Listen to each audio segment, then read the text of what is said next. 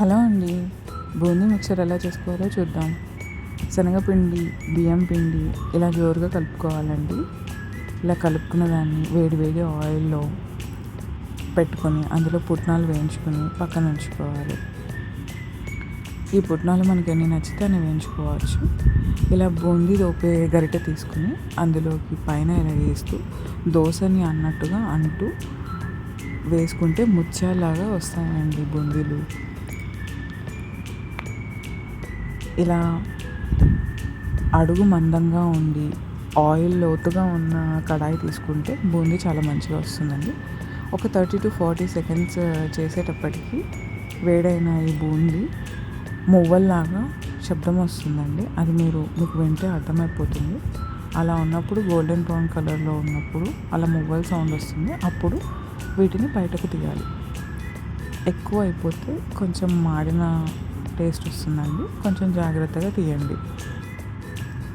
ఇదే boondi మిక్చర్లో best tip అండి. ఇలానే ప్రాసెస్ని రిపీట్ చేస్తూ మిగిలిన బూందీ మిక్చర్ని కూడా చేసుకుంటూ వెళ్ళాలి. ఇవి ముత్యాల రావాలంటే నేను వీడియోలో చూపించిన విధంగానే పిండిని పర్ఫెక్ట్గా కలుపుకోవాలి. అండ్ మనం వేసే ఆ కొద్దిపాటి 2 స్పూన్స్ ఆఫ్ బియ్యం పిండి వల్లనే అవి క్రిస్పీగా వస్తాయండి మనకు.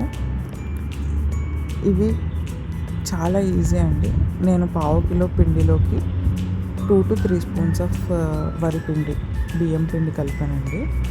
ఇదే ప్రాసెస్ని రిపీట్ చేస్తూ మొత్తం బూందీని మిక్చర్ని చేసుకున్నానండి.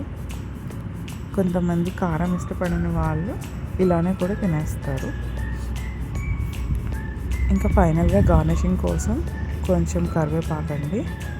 కరివేపాకును కూడా జస్ట్ ఒక 10 సెకండ్స్ అలా వేయించిన తర్వాత తీసి మిక్చర్లో యాడ్ చేసుకోవడమే. తర్వాత కాజు అండి. కాజుని ఎక్కువసేపు వేయించాల్సిన అవసరం లేదండి. జస్ట్ ఒక 10 సెకండ్స్ వేయించినా సరిపోతుంది. తర్వాత వెల్లుల్లి నేను కచ్చపచ్చగా దంచుకున్నాను, వాటిని కూడా యాడ్ చేస్తున్నాను.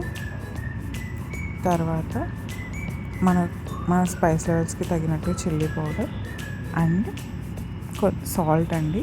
మీకు ఎంత తగినంత వేసుకోండి.